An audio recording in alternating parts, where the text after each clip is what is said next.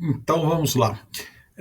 Um aviso: esse vídeo é um pouco a continuação do anterior sobre o Monet. Se você não viu, é só ir lá no canal e começar a ver. Pois bem, então você vai lá no museu e de repente você se depara com uma obra igual essa e te informam que essa é uma das obras mais importantes da história da arte. E você fala: eu acho que isso é só um borrão. Mas você avança, né? E aí você se depara com outro enorme borrão, né?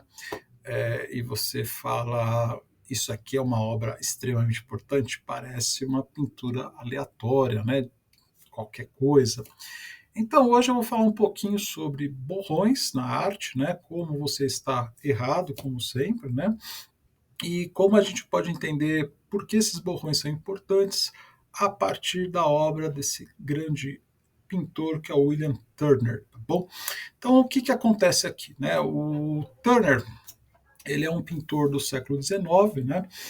E ele da escola romântica, só que ele é um artista muito importante para o desenvolvimento da arte impressionista e do que a gente chama de modernismo, né? Tanto os impressionistas como o nosso querido Monet, que foi alvo do último vídeo, como os pintores abstratos americanos, têm em Turner uma figura central no desenvolvimento da sua arte. E por que isso, né? Turner, ele é muito conhecido por suas pinturas de paisagens, né? A pintura de paisagem como gênero, ele vai se desenvolver a partir do século XVIII, né? Especialmente no norte da Europa, por vários motivos. Um desses motivos está ligado à questão religiosa, né? Os protestantes nascem com uma crítica ao uso da imagem na religião, mas outros fatores também, né? Ou seja, essa apreciação pela natureza, por novos lugares, começa a despertar lentamente, desde as grandes navegações e por aí vai. E conforme a Revolução Industrial, a vida urbana vai ficando cada vez mais é, comum, especialmente a burguesia que queria comprar arte, né, queria comprar quadros, queria temas a menos para sua casa, para decorar, enfim, a sua paisagem interna, né, por assim dizer. E essas pinturas, elas vão cumprir esse papel, né?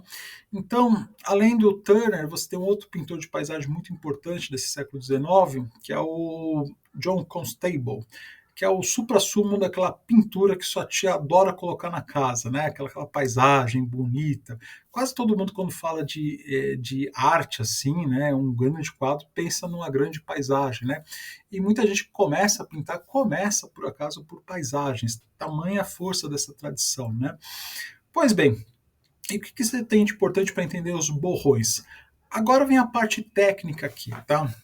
O que ocorre? Quando você tem a pintura neoclássica, a pintura mesmo a romântica, mas a neoclássica em especial, você tem um predomínio da forma como uma das principais maneiras de se expressar a linguagem artística. Para quem não viu o meu vídeo anterior, né? Então, os elementos da linguagem visual são, entre outros, o ponto, a linha, a forma, a cor, né? Pois bem, a forma, de certa forma, de certa forma, ai meu Deus do céu, era muito valorizada pelos artistas neoclássicos. Então perceba nessa pintura de estúdio, onde você tem a modelo que posa, você tem cada objeto bem colocadinho aqui. Pois bem, vamos raciocinar aqui como artista. Você vai pintar aqui e cada elemento você pode, com bastante observação e precisão, recriar, fazer a sua pintura. Então não é nem um pouco difícil ou impossível você pegar cada detalhe da pena do pavão aqui que a moça está segurando e fazer uma pincelada e desenhar o fio de cabelo um por um em detalhes. É possível também, né? Então, o que ocorre nesse tipo de pintura? As formas, os elementos da imagem estão bem delimitados, está tudo certinho aqui. Pois bem, agora você vai pintar uma paisagem, tá certo? Quando você aborda o problema de pintar paisagem, você necessariamente vai ter um problema em pintar as coisas individualmente, elemento por elemento. Vamos pegar algo muito banal, que é exatamente as árvores aqui, né? Como você vai pintar folha por folha? É impossível, não tem como. Então você vai ter que abstrair, ou seja, você vai ter que tirar um pouco a forma, tá? E simbolizar isso para a pessoa que está enxergando. Então o que você faz? Você pega o pincel, um pouquinho de amarelo em cima, um pouco de azul embaixo, para fazer a parte fria, tá bom? Amarelo com azul dá verde, e voilá, você tem uma árvore. Não é difícil pintar uma árvore, né? É uma das primeiras coisas nas aulas de pintura que você vai aprender a fazer, e com um pouquinho de treino, qualquer pessoa consegue fazer belas árvores, por exemplo. Mas o que nós temos aqui, na verdade, é o que acontece com a nossa vista, né?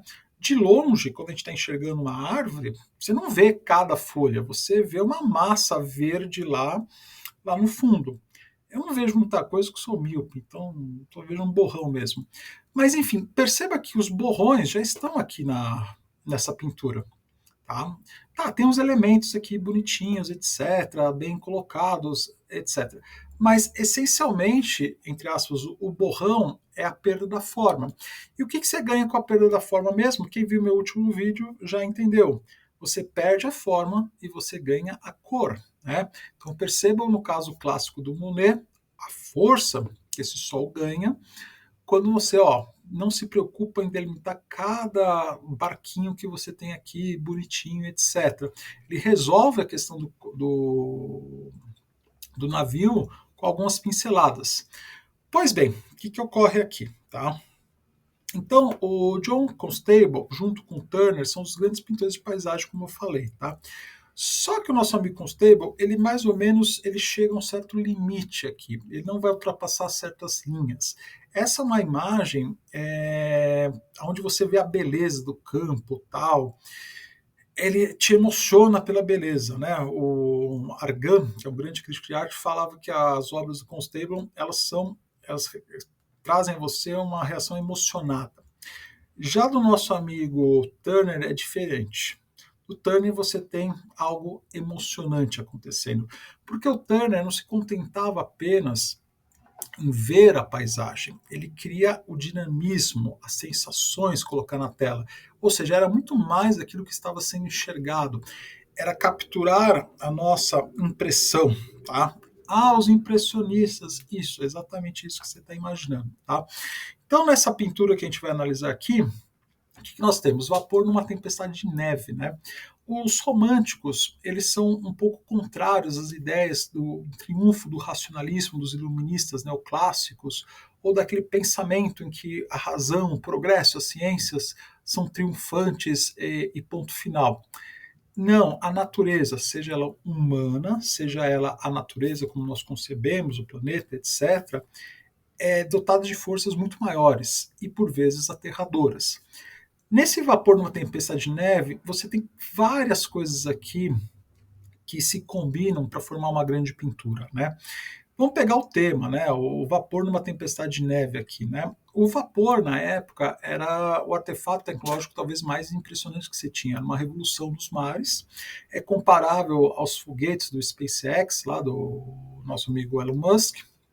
Era uma coisa, assim, revolucionária. Só que, diante da força da natureza, ela não parece tão grande coisa assim, tá? Ela parece que vai ser engolida, ou ela está lutando, ela está enfrentando, né? Você vê o quanto o vapor, né, ou seja, essa parte escura da fumaça, ela se mistura com a pureza da neve. Muitos românticos começam, eu não vou dizer que isso é uma questão ambientalista, mas a ideia é que a tecnologia, o homem, de certa forma, é um elemento invasivo na natureza, né?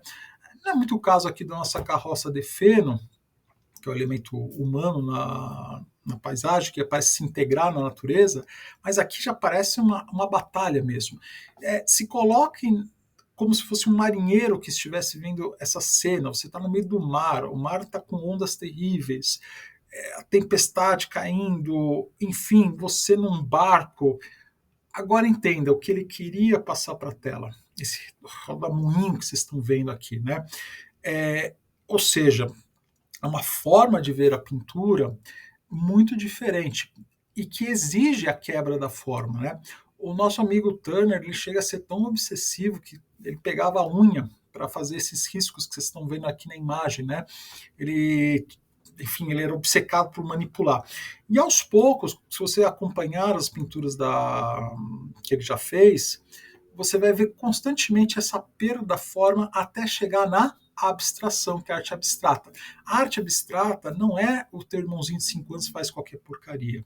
É uma arte que você não vai trabalhar com a forma, você vai trabalhar com a cor, com a linha, com o ponto, mas jamais com a forma. Isso é arte abstrata, não é uma coisa aleatória.